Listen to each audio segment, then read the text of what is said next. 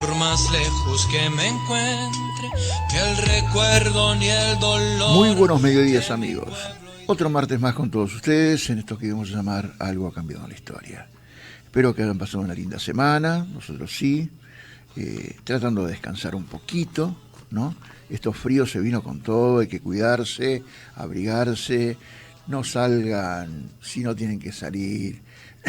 Traten de cuidarse un poquitito, porque la verdad que está feo afuera. Feo es una forma de decir, ¿no?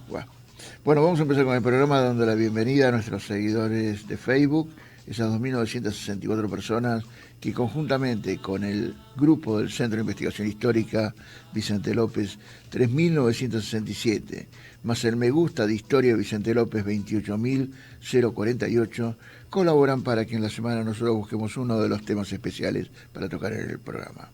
También le damos la bienvenida a nuestros oyentes, a Leonora, Pedro, Tiago, Isa, Anto, Valen, que nos escuchan por internet, a Viviana y familia de Cotralcón, Neuquén, que nos están escuchando por la P de la radio, a Luis de, de Florencio Varela, que nos escribió, a Carlos Beltri, que nos está escuchando también por la P de la radio desde Merlo San Luis, a Miguel Ángel, mi fiel oyente del Dial, a Graciela del Centro de Investigación Histórica, a Lucía, a Tilio y Marcelo, oyentes fieles de esta radio, a Silvia de Carapa y a María de Villa de Lina, que seguro que estás con el mate ahí en mano, y Marley ahí esperando y a ver qué es lo que pasa en el transcurso del día. Bueno, como dijimos, hoy un día medio raro, frío, martes, y con movilizaciones. Se movilizan las universidades que reclaman que se le están haciendo recortes. Y yo con ese tema la verdad que hay veces que me llama la atención. Primero, ¿por qué? Porque se le ha pedido más de una oportunidad, el gobierno le ha pedido más de una oportunidad que rindan cuentas. Y aparentemente no sé, no deben tener bien hechas los papeles, o hechos los papeles, porque no quieren rendir cuenta.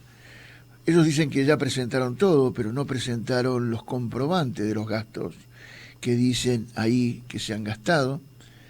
Muchas veces no dicen dónde va la plata que el Estado les da.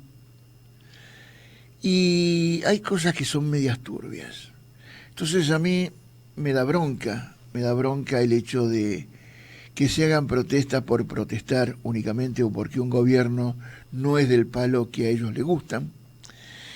Y creo que lo que tenemos que hacer los argentinos es dejar gobernar. Yo estoy cansado ya de escuchar en la televisión lo de Adorni. Si tiene algún conflicto, la justicia lo va a determinar. Pero que si lo apoya Milei, que si no lo apoya Milei, que se tendría que ir. Yo creo que todos somos informantes o informadores y tratamos de opinar. Opinar por una cosa, opinar por la otra. Y no es así. No es así. Yo creo que tenemos que tratar de empezar a encaminar un poquito con lo que tenemos que ver para el futuro de nuestro país. Yo creo que estamos caminando relativamente bien.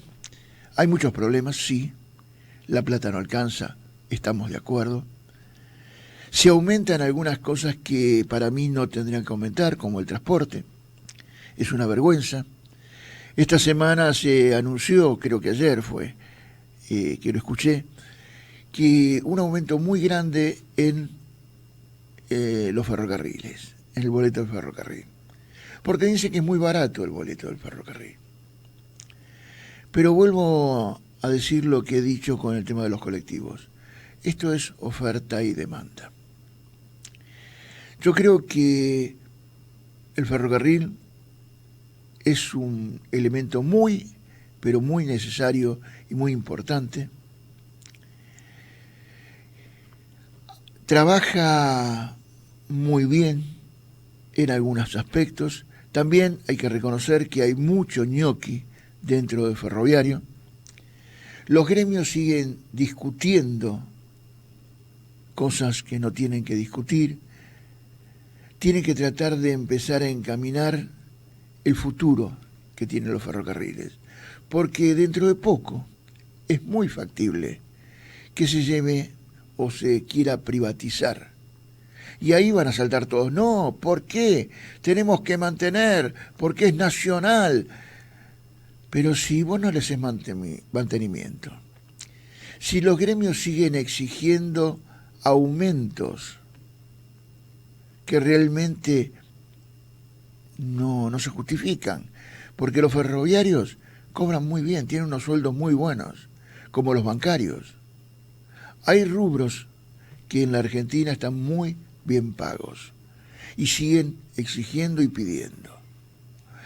Entonces la verdad que nos lleva a pensar y decir, ¿realmente esto está bien?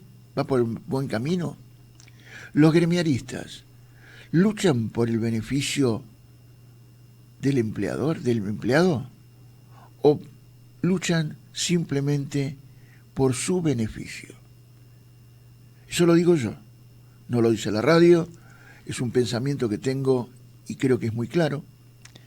Yo creo que hoy la mayoría de los gremios trabajan de financistas y no trabajan con lo que tienen que hacer, que son los principios del gremio, defender al empleado, defender los beneficios. Los ferrocarriles tienen muchos problemas en la parte social, en la parte asistencial, como los tiene el país, pero no se invierte, no se hace nada. Entonces me da bronca, como el caso de hoy, que se va a politizar una marcha que creo que puede llegar a ser justa, el de los universitarios, en parte justa, vuelvo a repetir, rindan las cuentas, pongan las casas en una ficha limpia, marquen el terreno y nosotros los vamos a apoyar. Pero no puede ser que la CGT sale a la calle, que los gremios políticos de los piqueteros salen a la calle, todos a protestar por defensa de la universidad pública y libre y gratuita. Para libre y gratuita, sí, lo veo bien. ¿Para quién? Para los argentinos. No así para un extranjero que viene simplemente a estudiar, porque el nivel universitario que tenemos es muy bueno, pero es gratuito. Entonces ahí las injusticias, ahí está el tema de cuando se nos escapa la liebre. ¿Qué quiero decir con esto? Que los abusos llevan a que se tomen medidas que quizás afectan a los que realmente merecemos tener ese beneficio. Entonces creo que en el día de hoy va a ser una marcha muy importante a las 5 de la tarde, creo que está convocada. Ya eso de las 2 de la tarde empieza el lío en Capital Federal, porque empiezan a haber movilizaciones, van a convocar todos a Plaza de Mayo, donde se han hecho los escenarios.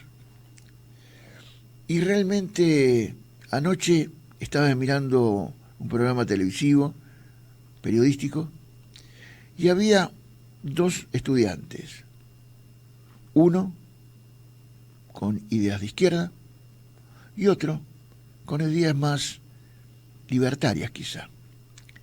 El de izquierda vio todo mal, todo negro, que no hay nada, que no se hace, que no se pone, que no... Y el libertario respondía, quizás un poco más coherente. No es que estoy apoyando a uno o al otro, porque los dos quizás tengan razón y los dos quizás estén equivocados. Pero creo que nosotros hemos elegido un gobierno o alguien que nos gobierne. Muchas veces escucho también de que la imagen de Javier Milei ha bajado mucho. Sí, bajó mucho. Pero cuando hacemos un análisis de intención de voto, aumentó el tema de Milei. Porque hay más gente que lo quiere votar. ¿Y por qué? Pensémoslo. Él, hasta ahora, no hizo nada que no haya dicho en campaña. ¿Dijo que íbamos a pasar momentos muy difíciles? Sí.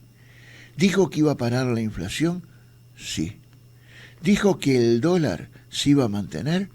Sí. ¿Dijo que iba a pagar las deudas que él no se comprometió en su momento? ¿Su gobierno no se comprometió? Sí. También las critican, porque la oposición no critican de que llegó al acuerdo para pagar la deuda. Pare. Si vos tenés un país, una persona, quien sea, en tu familia, si vos haces una deuda en tu grupo familiar, ¿no la vas a pagar? Si no la pagás, te van a embargar. Y si te van a embargar, vas a perder el control de tu familia. Esto, el país, es lo mismo que la familia. Tenemos que ser conscientes que si bien quizás uno no hizo esa deuda, pero el país la tiene. Y hoy le toca manejar el país a una persona, muchas veces considerada medio loquito, pero un tipo que de economía sabe muchísimo. Quizás no de política, pero de economía sabe muchísimo.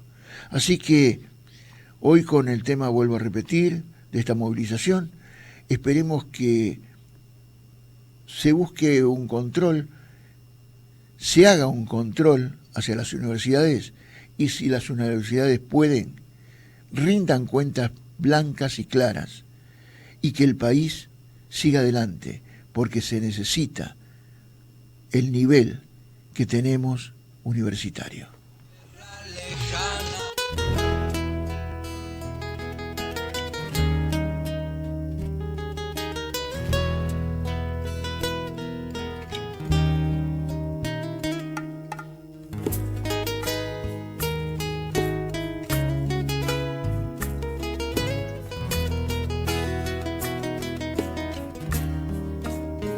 Te debes tanto a la patria, estudiante de mi pueblo, que me entusiasmo al cantarte y tus luchas las celebro. Defensor de la esperanza ante el gobernante ciego que hipoteca tus anhelos como si eso fuera un juego. Estudiante, yo te he visto hablando fuerte y seguro y te siento noble y listo para emprender el futuro.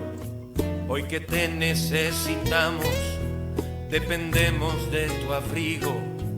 Gracias, mil gracias te damos, porque contamos contigo, estudiante.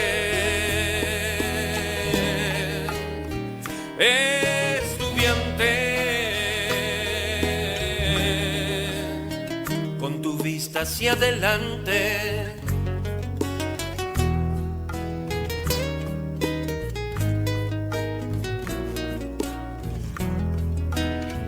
Me emociona haber unido al mundo universitario y me sumo a la protesta, pues lo siento necesario. Si para comunicarte tienes que coser tus labios, que fabriquen mucho hilo, porque nadie va a callarnos, estudiante. Estudiante,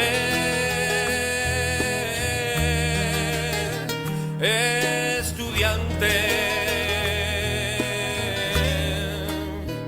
estudiante,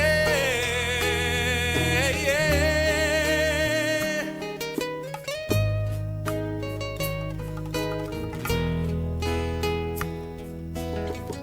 No cambia mi amor. Bueno, hoy vamos a hablar sobre la escarapela argentina. La escarapela es un símbolo tradicional dentro de la gama de elementos que forjan la identidad argentina, cuya celebración, determinada para cada día 18 de mayo, se instituyó en 1941, aunque su historia viene de épocas previas a la independencia. La conmemoración se sumó oficialmente al calendario escolar en 1951, como dijimos, junto a la obligatoriedad de realizar actos en todos los colegios primarios del país. ¿Cuál es su historia?, nos preguntamos. La Argentina transitaba el camino hacia la independencia de España, cuando en 1812 se creó el primer triunvirato de gobierno. El paso posterior a la Revolución de Mayo y el antecedente y el anterior a la Declaración de la Independencia, allá en 1816. Por solicitud del general Manuel Belgrano fue que se creó la bandera oficial y la escarapela. Ante el pedido realizado a los miembros del triunvirato, Manuel de Zarratea, Juan José Paso y Feliciano Chiclana. Belgrano cursó su pedido expreso el 13 de febrero de ese mismo año, solicitando los colores celeste y blanco, basándose en que los cuerpos del ejército usaban escarapelas de distintos colores y era necesario uniformarlos a todos. El 18 de febrero de ese año el gobierno reconoció la escarapela nacional de la provincia unida del Río de la Plata, con los colores blanco y azul celeste. El rojo o encarnecí fue omitido para no confundir con el color similar a las cucardas realistas. Ya durante los sucesos de mayo de 1810 se habían utilizado piezas identificativas para distinguir a la gente que estaba a favor de la revolución. Pero el origen de la escarapela tiene distintas versiones, ¿sí? Distintas versiones. Una versión de ellas afirma que los colores blanco y celeste fueron adoptados por primera vez durante las invasiones inglesas, allá en 1806 y 1807, por los patricios al principio del cuerpo de infantería, milicia del Virreinato del Río de la Plata, y que luego empezaron a popularizarse entre todos los porteños. Se afirma también que otro cuerpo milicio criollo, como los husares de Pueyrredón, habían utilizado escarapelas con los colores azul, celeste y blanco, pero no existe ningún antecedente escrito que respalde este dicho. Otra versión sostiene que la escarapela argentina fue utilizada por primera vez por un grupo de damas de Buenos Aires, al presentarse en una entrevista con el entonces coronel Cornelio Saavedra, jefe del cuerpo de patricios, allá en 19 de mayo de 1810. Pero lo más firme de todas las versiones apuntan a la Semana de Mayo. La tradición considera que la escarapela argentina surge por lo menos entre los días 22 y 25 de mayo de 1810.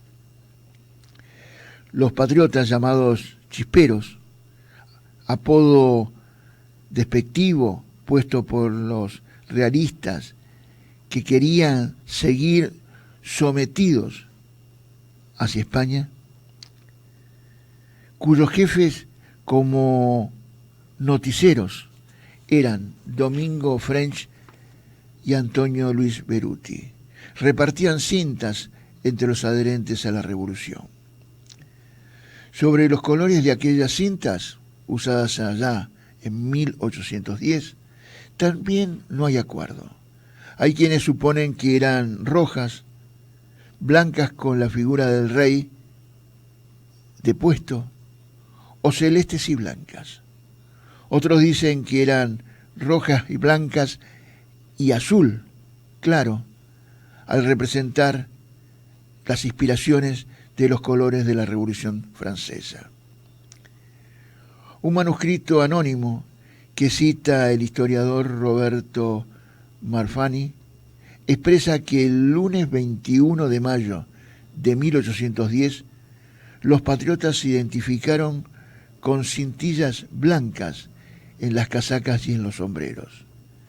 En sus memorias curiosas, Juan Manuel Beruti se refiere al uso de la cinta blanca en las casacas y en los sombreros, una escarapela encarnada acompañada de un ramo de olivo como un penacho. Una carta atribuida a Ramón Manuel de Paso dice que el 21 de mayo de 1810, Domingo French y Antonio Luis Beruti repartieron cintas blancas con signos de paz y unión entre los patriotas. Y la partida hacia España, pero que antes de la hostilidad de los realistas, el 25 de mayo de 1910, comenzó a repartir cintas rojas como signo de rebeldía. Finalmente, la escarapela, cuyo oficial fue solicitada por Manuel Belgrano, como dijimos, y tomó los colores mismos de la bandera que a su vez fue izada por primera vez el 27 de febrero de 1812 en Rosario, a orillas del Paraná. Realmente el conocer bien el nacimiento de la escarapela es difícil por las distintas versiones, pero sí existe un día para que la podamos recordar. Y por eso quisimos que para este 18 de mayo se tenga conocimiento o un poquito más de conocimiento de cómo surge esta escarapela. Un emblema que nos enorgullece llevar en el pecho. Un emblema que todo alumno tendría que tener en su guardapolvo, en su traje de colegio. Un emblema que nos enorgullece día a día porque somos argentinos, porque somos parte de esto que se está yendo a llamar una Argentina potencia, una Argentina que va creciendo. Valga este reconocimiento y esta pequeña historia de algo ha cambiado en la historia al escarapela argentina.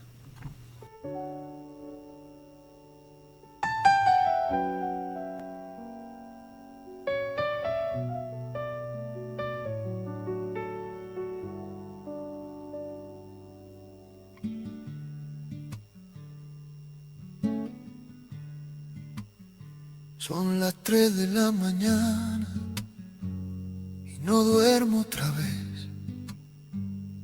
La casa está en silencio, pero la cabeza no.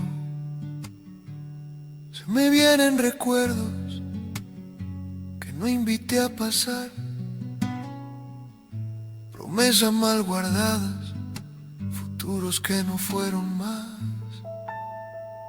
Pensé tanto en el mañana que me olvidé de hoy, esperando una señal que nunca se animó. Le di tiempo a lo que no quería quedarse, me quedé esperando algo que no supo llegarme.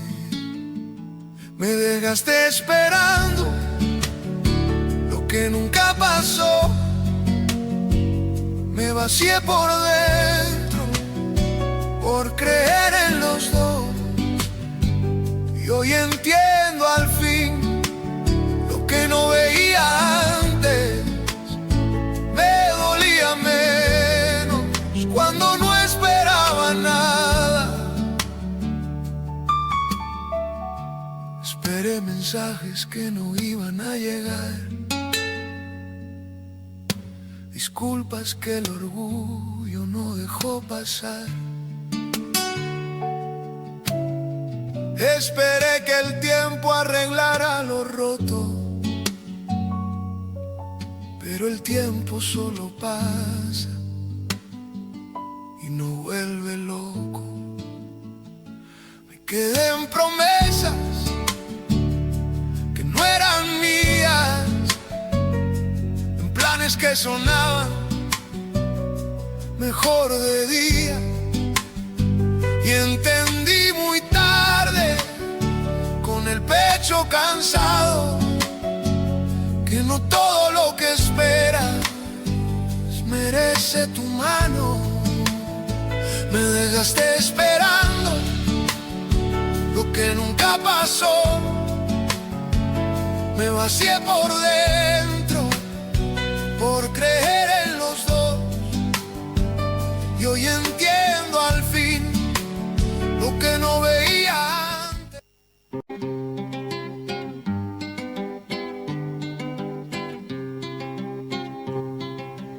Ay, Dios, cómo que estamos acá. Ay, ya estamos en el aire. Hola, hola, ¿cómo les va, amigos? ¿Todos tranquilos, felices, contentos? Sí, yo también acá estaba leyendo un poquito para ver si me faltaba algo, porque me dejó acá, el viejito me dejó un listado con las efemérides, y yo estaba leyendo, porque no sé, porque, bueno, vamos a ver. Ahí, no, ya llegó. Ya, ¿para qué lo nombré? ¿Para qué? ¡Adelante! Hola, un segundo, ¿cómo le va? ¿Qué haces, viejito? ¿Cómo andas, che? Es un segundo, che. No lo traten así. Me parece que a mí no es. Esos buchidos me parece que no son para mí. ¿Qué? ¿Usted dice que para mí? No sé. Cada uno que se ponga la camisa, ¿viste? Cada yo. ¿Vos te sentís así? Bueno, vale. ¿Por qué no empezás con lo tuyo? ¿Y por qué vos no te sentás y te dejas molestar? Ay, Dios. Bueno, vamos a ver, Damiancito, poneme la musiquita porque vamos a poner. Amigos, amigas, vamos a empezar con las efemérides y las leyendas de un segundo a la sombra, que la verdad que es lo más mejor, es lo único que se puede sacar de este programa, ¿eh? Lo demás es puro relleno. ¿Cómo? Bueno, no te metamos. A ver, cortale el micrófono a este. ¿Qué tanto? Bueno, ahora ¡ay, qué bueno! Bueno, vamos a empezar con la efemérides. El 2 de mayo. ¿Cómo un día como hoy? Hoy es el 2 de mayo, ¿viste? Sí. Bueno, 1992, Día Nacional del Actor. Se declaró el segundo lunes del mes de mayo de cada año. Y si es el segundo de un lunes, ¿para qué me...? Así, claro, porque... Y bueno, sí, bueno, pasó el lunes pasado, che. Bueno, a ver, sí, bueno. 1821. Se edita en Buenos Aires el diario El Argos, entre cuyos redactores estuvieron Ignacio Núñez, Manuel Moreno y Esteban de Luca. Bueno, tres monstruos, ¿eh? En su segunda época, en 1822, se denominó el Argos de Buenos Aires. Claro, tuvo la primera época y la segunda época. Bueno, muy bien, ¿eh? El primer año y el segundo año, casi igual. Después creo que sí. 1986. Espicha casi centenaria la doctora Alicia Moró de Justo. Miércoles que vivió esta era médica. Era esposa del médico, legislador y político socialista Juan B. Justo. Se graduó como médica, mira, también fue médica, en Argentina, en Buenos Aires, en 1914. Escribió La mujer en la democracia. presidió la Conferencia de Paz de las Américas allá por 1936 y propició el voto femenino. Nació en Londres, en inglés a la vieja esta, mirá, el 11 de octubre de 1885. Yo acá dejo aclarado una situación, porque ella propició el voto femenino, pero no es la que lo impuso. Y también dejo aclarado porque la primera mujer que votó en la Argentina tampoco fue Eva Duarte, fue Julieta Lanteri, una vecina de acá de Vicente López, la primer médica, conjuntamente con Cecilia Girson, que se metió en la política y fue la que impuso el voto femenino en la Argentina. Vivió acá en Vicente López, en Roque Sáenz Peña, 650. ¿Viste? Sí, acá, ahí, bueno. Bueno, así que hay que aclararlo eso porque la gente se confunde. Bueno, si llegamos al día 13, 1854, nace en San Justo, provincia de Buenos Aires, el poeta Pedro Bonifacio Palacio. A ver, ¿quién es? ¿Quién fue Bonifacio Palacio? ¿Cuál era el seudónimo? Almafuerte. Bueno, este sí que era un profe de aquello, ¿eh? Sí, el Almafuerte, qué bueno. Uno de sus dichos, en una oportunidad, y eso lo comento, aunque el viejo me está mirando mal, porque tiene miedo que meta la pata, ¿no? Es que en un acto que hicieron, le pide a él que izara la bandera. Y él dijo, no, la bandera únicamente tiene que estar en manos de los chicos, porque los chicos son los únicos que tienen las manos limpias de todas cosas. Muy bueno. Vamos al más fuerte nomás. Bueno, 1922 nace en Sáenz Peña, provincia de Buenos Aires, el notable novelista, cuentista, ensayista, ¿qué es esto? Bueno, y comediógrafo Emmanuel Deneuve. Su primera novela, Rosáura a las 10, allá en 1955. Fue llevada al cine, eso, sí, yo me acuerdo. ¿Vos la viste, viejito? Sí, la vi hace mucho tiempo, esa película muy linda, en blanco y negro la vi. ¡Ay, qué viejito que sos! Con su novela Ceremonial Secreto, obtuvo el premio Liv en España y también llegó al cine esa, mirá vos. Se la consideró una de las mayores escritoras latinoamericanas y argentinas. Contemporánea, desde ya, ¿no? Murió en la ciudad de Buenos Aires el 12 de diciembre de 1998. Bueno, a ver, seguimos con el día 13 de 1934. Espicha en Buenos Aires el naturista el Ángel Gallardo. Este que descubrió la diversidad de las cédulas, las células, no las cédulas. Me pusiste mal acá, pusiste cédula. Ahí no puse cédulas, puse célula. Y bueno, déjame. Y la vida de las hormigas, que no tenía nada que hacer, se la pasaba siguiendo a las hormiguitas, pobre. Fue director del Museo de Ciencias Naturales, el Bernardino Rivadavia. Y nació acá en Buenos Aires un 19 de noviembre de 1867. Bueno, así llegamos otro día que el 14. 1905, nace en Rosario, provincia de Santa Fe, el notable pintor y dibujante Antonio Verne. Es uno de los grandes artistas de la pintura argentina contemporánea. Realizó grandes óleos. ¿Cómo óleos? Sí, bueno, Sirache, óleos, como Desocupados, La Siesta. Era santiagueño, era este. Ay, Dios. Por favor, lee y no hagas opiniones. Vos no te metas en lo que yo estoy leyendo. ¿Qué tanto? Falleció en Buenos Aires el 13 de octubre de 1981. ¿Qué tanto? ¿Qué vos? ¿Qué te metes acá? Bueno, 1985. Espicha en París, Francia, el poeta, ensayista César Fernández Moreno, autor de Argentino hasta la muerte y la realidad en los papeles. Y sí, fue agregado cultural en la Embajada Argentina en París en sus últimos años. Nació acá en Buenos Aires el 26 de noviembre de 1919. Ay, 19, qué lindo número para jugar a la quinela. Vamos, bueno, así llegamos al día 15. 1954, Día Internacional de Latinidad, de la Latinidad.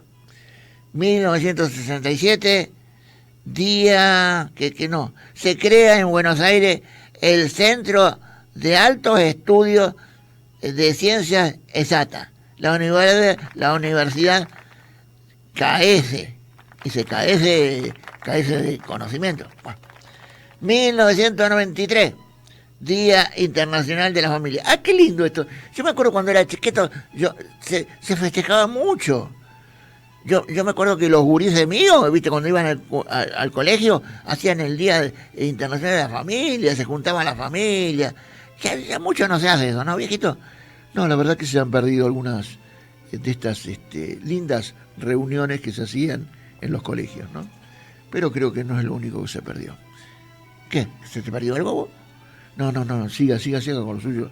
Bueno, yo tengo que hacer la explicación porque si te perdió algo te ayudo a buscarlo, que veo. Vamos, bueno. 16 de mayo de 1892 se funda el Instituto Libre de Seguridad y Enseñanza, el ILSE. 1973 comienza a funcionar la Universidad Nacional de Santiago del Estero. Se despertó acá, ¿viste? Vamos, che. Bueno, a ver si me faltan 2 días más. Día 17, 65, Día Mundial de la Telecomunicación. Ya no se usa mucho la telecomunicación, ¿viste? Pero ahora tenemos internet, así que vamos. 1892, speech en Buenos Aires, el legislador, jurisconsulto, militante católico, escritor, orador, crítico de literatura, el Pedro Goyena.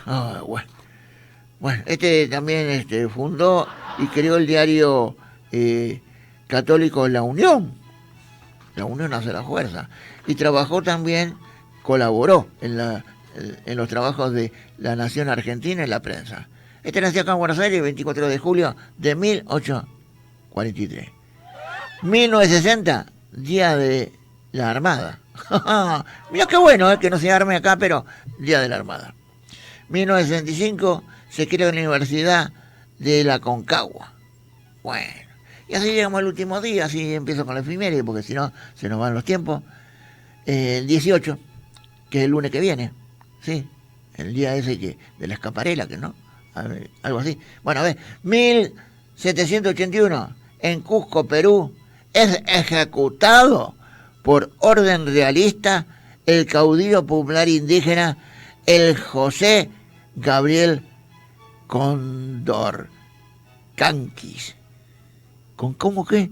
Condorcanqui. Bueno, ¿sabes? Más conocido en la historia como Tupac Amaru. ¿Para qué vamos a andar con tantos quilombos, viste? Condorcanqui luego de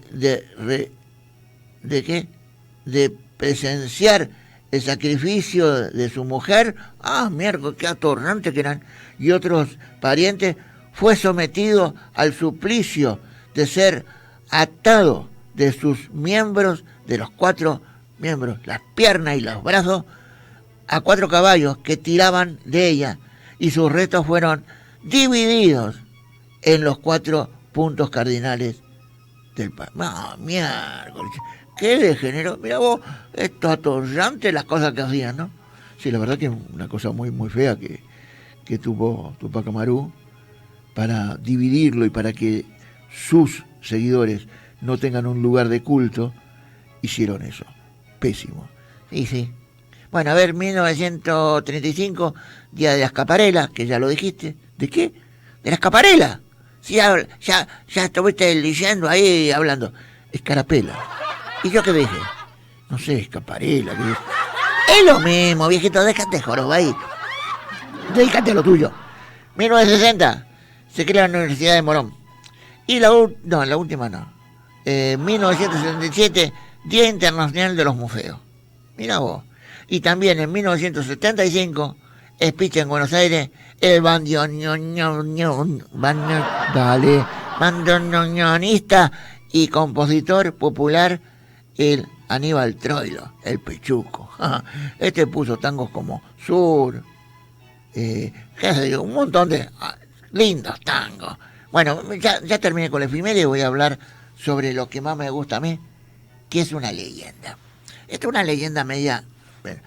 Amor y celos en la iglesia de Santa Felicita.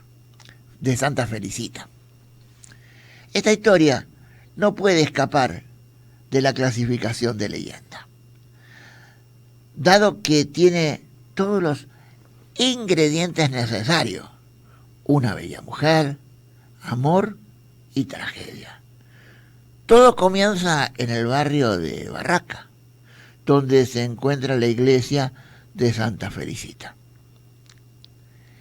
El edificio lleva el nombre de Felicita Guerrero, una joven mujer con su belleza tan extraordinaria como lamentablemente maldita. 2 veces quedó embarazada y 2 veces perdió sus 2 hijos. El primero murió a los 7 años y el segundo al nacer.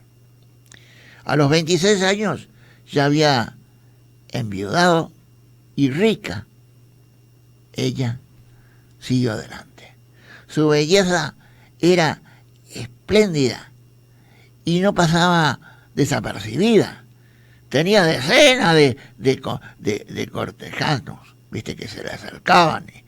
Finalmente decide responder su amor a uno de ellos. Pero Enrique Campo, otro pretendiente, loco de celo este hombre, la asesinó a la joven a balazo el 30 de enero de 1872.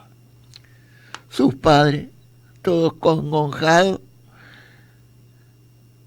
devastados por su muerte, decidieron construir una iglesia en su honor, detrás de la casa donde Felicita había morido. La iglesia abrió finalmente sus puertas en 1876, 4 años después de la muerte de su hija. Según cuenta, el 30 de enero de cada año, el fantasma de la muchacha aparece llorando vestida de blanco. También dicen que si se ata en la noche un pañuelo en los barrotes de la iglesia, por la mañana encontrarán mojado de las lágrimas de la joven alma en pena. Qué triste todo esto. Bueno, vamos a dejar. Bueno, ya terminé con la verdad que una leyenda un poquito más mejor me hubiese mandado, che, porque esta me puso medio tristón. Vamos, don Segundo, levante. Usted es un hombre de campo, tiene que... Sí, pero yo tengo un sentimiento, viejito. Bueno, amigos, amigas, nos encontramos el martes que viene. Esto que debemos llamarle efeméride de don Segundo Sombra. Toma mejor el programa. Chau. Cambia mi amor, por más lejos que me encuentre, que el recuerdo... Un micrófono para los que no tienen voz, jubilados y pensionados. Realmente, esta semana hemos recibido muchos mensajes de jubilados y pensionados, porque siguen discutiéndose los presupuestos, sigue habiendo muchas, lamentablemente, falencias en la atención y en la entrega de medicamentos. Si bien el gobierno dijo que se iba a dar marcha atrás con algunos medicamentos y llevarse al 100%, esto no está pasando. Y hay que denunciarlo, hay que decirlo.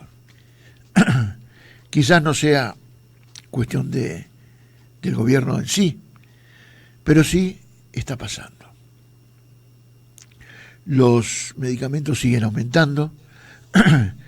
Algunos dicen que por el índice de inflación que tenemos del 2-3%, entonces eso, pero realmente no es el 2-3% que aumenta, sino aumentan un 10, 15, 20%.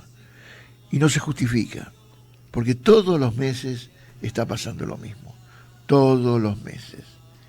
Creo que tendríamos que cambiar un poquito, y esto tendría que meterse un poco más el gobierno en ver qué es lo que está pasando.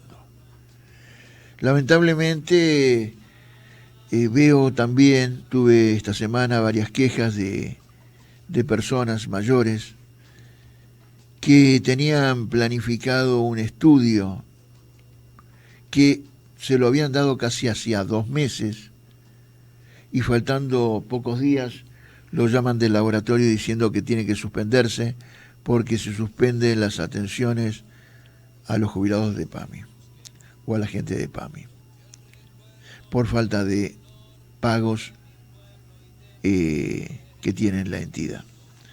Realmente es una vergüenza, porque a vos te dan un turno de acá a 2 meses y faltando pocos días que vos ya llegás para poder hacer ese estudio, te dicen que no porque PAMI no está pagando. Yo no sé si está pagando o no está pagando, estamos haciendo averiguaciones. Según PAMI nos dice, según las páginas de ellos, que sí se están poniendo al día con un montón de actividades que venían demoradas y de hace muchos años. Pero no tenemos la culpa nosotros, no tiene la culpa el jubilado, no tiene la culpa el pensionado. ¿Cuándo será el día que se den cuenta de que aparentemente el hilo se corta por lo más delgado? Que somos la gente mayores. ¿Cuándo será el día que el gobierno o los gobiernos en general se den cuenta que cada uno de esos jubilados, de esos millones de jubilados que hay, también somos un voto? Y que no nos vengan a molestar o a golpear las puertas meses antes de las elecciones o el día de la elección. ¿Por qué no empezamos a enderezar que los últimos años de vida que podamos llegar a tener sean mejores, no peores? No sean con agresión, no sean con injusticias, porque también he recibido que si bien algunos juicios están saliendo, hay gente que tiene juicios por reajuste de salarios, que hace ya más de 7, 8 años que están con sentencia firme, pero están en el nivel de la Suprema Corte y no se los largan. Realmente hay que empezar a pensar. Creo que se están haciendo nombramientos, que lamentablemente los nombramientos de los jueces tienen que pasar por el Congreso. Y digo lamentablemente, porque eso llevan demoras. Y lamentablemente algunos jueces se están muriendo por su edad o se están jubilando por su edad. Y no son cubiertos los cargos. Entonces le digo a todos los políticos, no a los políticos que están hoy gobernando, a todos los políticos que están en el Congreso, en la Cámara de Diputados, en la Cámara de Senadores y Diputados Provinciales, en los consejos deliberantes, que empiecen a pensar en la gente, que no somos nada más que un número, somos seres que vivimos, queremos estar mejor, y que no se peleen por intereses políticos, sino que busquen la pelea por los intereses de un pueblo. Realmente, ¿cuándo será el día que en este micrófono pueda decir, hoy me siento feliz porque la política ayuda al pueblo? Los políticos luchan por la necesidad de los pueblos y no por la necesidad de un sueldo, de una mejora como hoy puede llegar a ser sobre las universidades. Por favor, políticos en general, tomen en cuenta que nosotros, las personas mayores, no tenemos tiempo para esperar. Somos personas que necesitamos soluciones los problemas médicos, de salud, que por favor no se olviden que algún día ustedes van a llegar. Quizás por haber sido políticos no lleguen como llegamos nosotros que fuimos trabajadores de toda la vida. Ustedes tienen un privilegio de jubilarse el día de mañana con sueldos mucho más altos de los sueldos que tenemos todos nosotros, porque la vida nos llevó a esto. Así que bueno, lamentablemente estamos llegando al final del programa. Simplemente me queda y quiero decirle a todos ustedes que piensen que esto que dimos a llamar algo ha cambiado la historia tiene un motivo. La historia, entre todos, poniendo un granito de arena, la vamos a cambiar. Amigos, amigas, hasta el martes que viene. Que me encuentre, que el recuerdo